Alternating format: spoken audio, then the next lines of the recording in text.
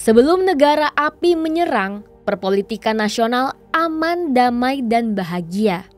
Tapi tidak lagi setelah datangnya Anies Baswedan, ia hadir dengan kampanye politik identitasnya pada Pilgub DKI 2017 silam.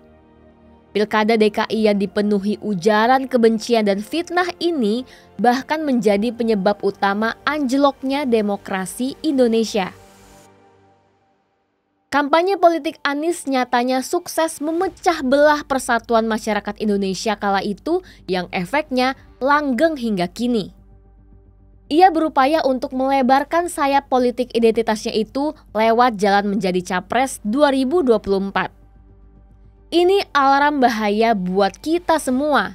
Gimana jadinya bangsa ini jika seorang bapak politik identitas yang kerjaannya memecah belah masyarakat itu terpilih jadi presiden di 2024 nanti? Indonesia sangat membutuhkan kekuatan yang mampu mengembalikan nilai demokrasi Indonesia dari ganasnya politik identitas yang memecah belah dan juga unsur SARA dalam politik. Deklarasi Ganjar beberapa waktu lalu sebagai capres menciptakan awal baru untuk keseimbangan politik yang lebih baik di masa mendatang. Kondisi politik yang seperti ini pada akhirnya mengantarkan gebrakan baru, yaitu munculnya wacana pembentukan koalisi besar. Alih-alih berkompetisi untuk pemilu 2024, Koalisi Indonesia Bersatu atau KIB dan Koalisi Kebangkitan Indonesia Raya atau KKIR diisukan akan menjadi satu koalisi. Golkar yang bergandengan dengan PAN dan P3 di KIB juga diam-diam melirik koalisi besar. Pasca menerima kunjungan elit PSI, Golkar sepakat untuk mendorong lahirnya koalisi besar tersebut. Wacana koalisi besar sendiri pertama kali muncul ke permukaan usai Presiden Jokowi bertemu para pimpinan parpol pendukung pemerintahan saat ini. 5 pimpinan parpol dalam pertemuan bersama Presiden Jokowi di kantor DPP PAN Minggu 2 April 2023 itu, yakni Prabowo Subianto dari Gerindra, Muhaimin Iskandar PKB, Airlangga Hartarto Golkar, Zulkifli Hasan PAN, dan Muhammad Mardiono dari P3.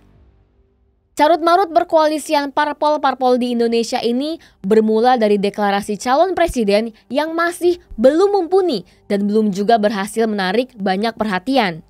Buntutnya, terjadilah tarik-menarik antar partai di dalam koalisi supaya dapat mendukung capres yang benar-benar berpeluang untuk memenangkan pemilu 2024. Berawal dari deklarasi Anies Baswedan pada 3 Oktober 2022 lalu, Partai Nasdem sebagai partai pendukung pemerintah memberikan kejutan dengan melakukan deklarasi Anies Baswedan sebagai calon presiden 2024 mendatang. Padahal usut punya usut, Anies merupakan sosok yang diklaim sebagai antitesa Jokowi. Sangat gak sinkron ya dengan keberadaan Nasdem yang selama ini pro dengan pemerintah.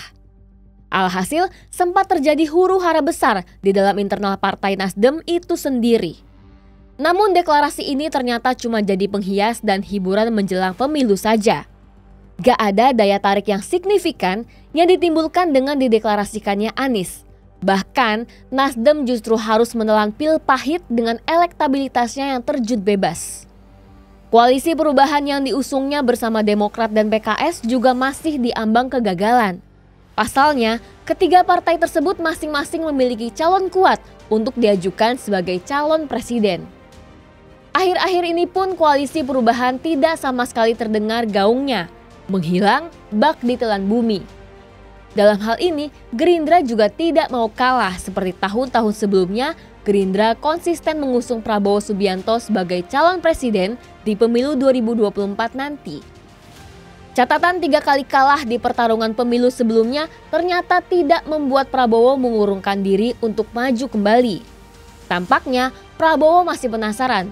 Kira-kira kenapa ya dia bisa gagal sampai 3 kali? Di awal-awal pesona Prabowo sempat mencuri perhatian khalayak ramai. Kegigihannya dan sepak terjangnya di dunia politik ternyata masih mampu membius beberapa pihak.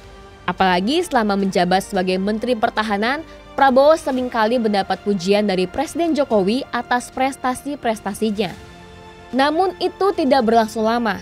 Nyatanya, deklarasi Prabowo tidak mampu membuat koalisi partai menjadi lebih stabil. Selanjutnya, kabar yang menggembirakan justru datang dari PDIP.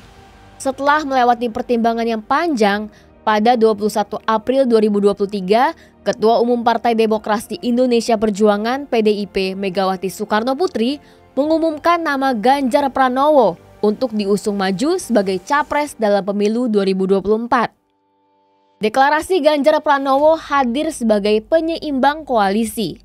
Elektabilitasnya yang stabil di puncak serta sosoknya yang merakyat membuat Ganjar menjadi highlight yang menarik bagi para punggawa partai politik.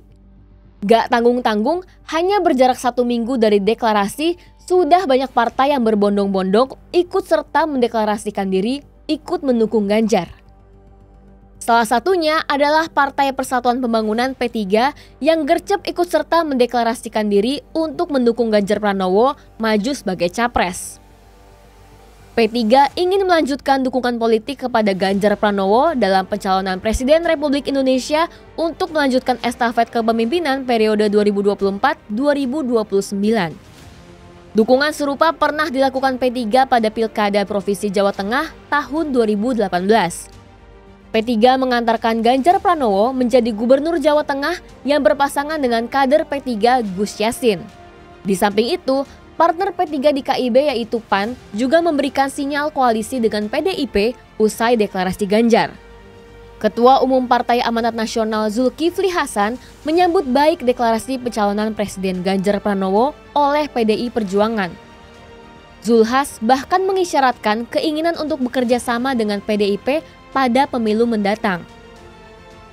Usai deklarasi Ganjar Pranowo sebagai capres di pemilu 2024, koalisi antar partai yang semula tidak jelas mulai terlihat arah dan porosnya.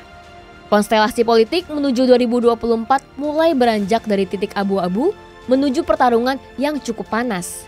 Ini artinya masyarakat harus mulai lebih jeli untuk memilih calon pemimpin yang merakyat, perhatian dengan aspirasi dan masukan, serta yang mampu bergerak cepat untuk membangun Indonesia ke arah yang lebih baik.